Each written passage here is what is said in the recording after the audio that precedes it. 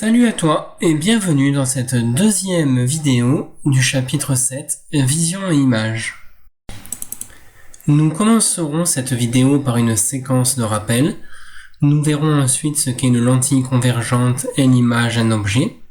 Cela nous permettra de définir des notions de vocabulaire essentielles pour cette séquence. Enfin, nous construirons graphiquement l'image d'un objet. Pour ceux qui veulent aller plus loin, c'est hors programme pour les secondes, nous verrons comment construire l'image virtuelle d'un objet. Je te rappelle qu'on représente la lumière par un rayon lumineux qui se déplace en ligne droite, comme tu peux le voir sur ce schéma, et que, en changeant de milieu, de l'air vers le vert, la lumière est réfractée, c'est-à-dire qu'elle change de direction. Pour plus d'informations, tu peux voir ma première vidéo sur le chapitre Vision et images. Une lentille convergente est un objet transparent, non plat, qui va être bombé, capable de réfracter la lumière. Si le diamètre de la lentille, que l'on va noter grand D, est très grand face à son épaisseur, que l'on note petit e, alors on parlera de lentille mince. Enfin, si les bords de la lentille sont plus fins que son centre, on dira que la lentille est convergente. Une lentille convergente est représentée par une double flèche, comme ceci. Sur ce schéma, tu peux voir un arbre et une lentille. On peut obtenir l'image de cet arbre grâce à la lentille. Cette image peut être capturée par un écran. On parlera alors d'image réelle, en opposition à une image virtuelle qui, elle, ne pourra jamais s'afficher sur un écran. Dans le cas d'une lentille convergente, l'image réelle se situe de l'autre côté par rapport à la lentille. On a ici l'objet, la lentille, et de l'autre côté on va avoir l'image de notre objet, et cette image est inversée. Observons trois rayons particuliers partant de la cime de l'arbre. Ces rayons passent par la lentille et convergent en un même point sur l'écran. Pour un point de l'objet, j'obtiens un point au niveau de l'image. Mon image est donc nette. L'image nette se forme à la convergence des trois points. Donc si, comme c'est le cas dans cet exemple, l'écran se trouve devant la zone de netteté, on obtiendra une image floue, puisque pour un point de mon objet, j'obtiens sur mon image 1, 2, 3 points, 3 rayons qui vont taper sur mon écran. De même, si mon écran se trouve derrière la zone de netteté, mon image sera aussi floue. Pour obtenir une image nette, on peut donc déplacer l'écran, ce que l'on vient de faire, déplacer l'objet, ce qui est parfois compliqué dans le cas d'un arbre, changer le type de lentille, ou encore déplacer la lentille. Voyons maintenant les termes que tu dois connaître. Au centre de la lentille, on va retrouver l'origine, origine par laquelle va passer l'axe optique, qui est orienté dans le sens de la lumière.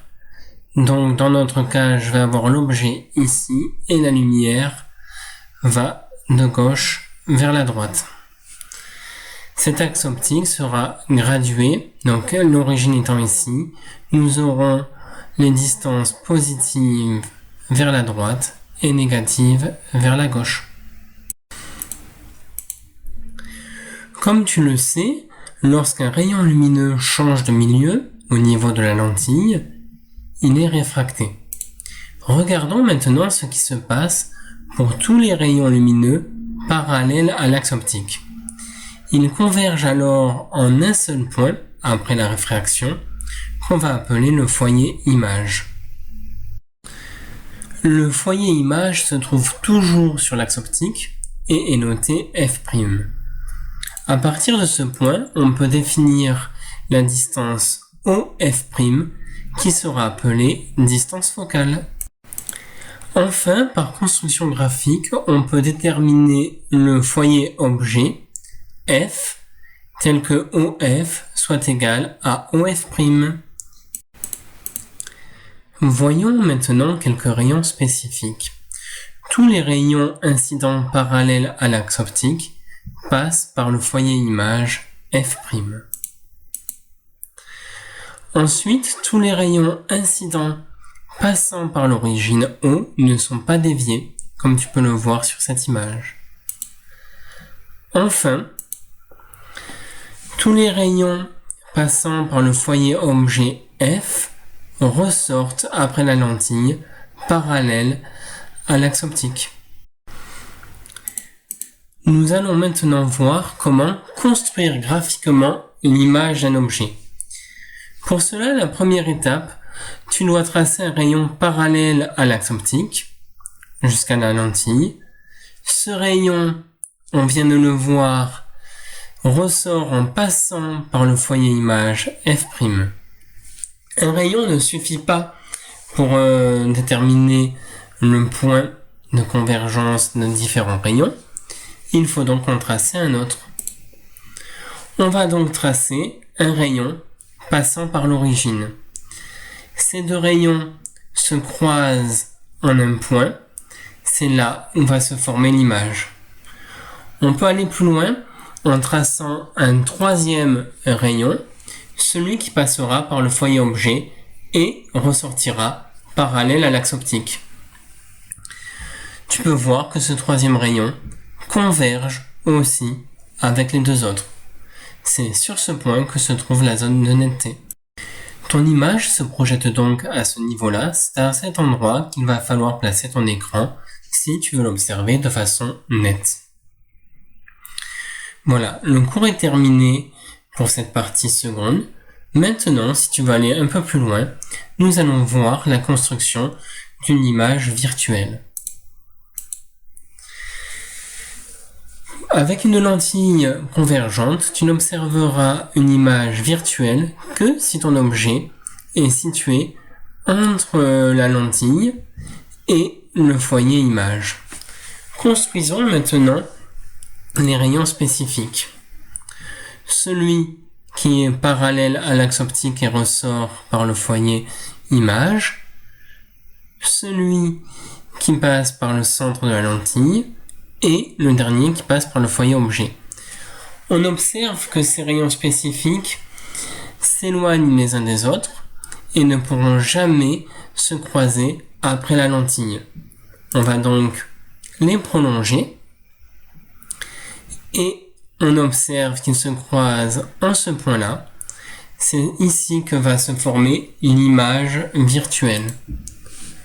Je prolonge aussi ce rayon un peu spécial qui passe par le foyer objet. Je le prolonge vers la lentille et au niveau de la lentille, il ressort entre guillemets parallèle à l'axe optique. Il vient donc converger en un même point. Cette image, par contre, ne peut pas être projetée sur un écran. C'est une image virtuelle. Par contre, tu pourras la regarder au travers d'une lentille. C'est le principe d'une loupe. Quand tu regardes des lettres, un journal à travers une loupe, l'image ne se forme pas sur un écran, mais tu la vois dans la lentille. Merci d'avoir regardé cette vidéo.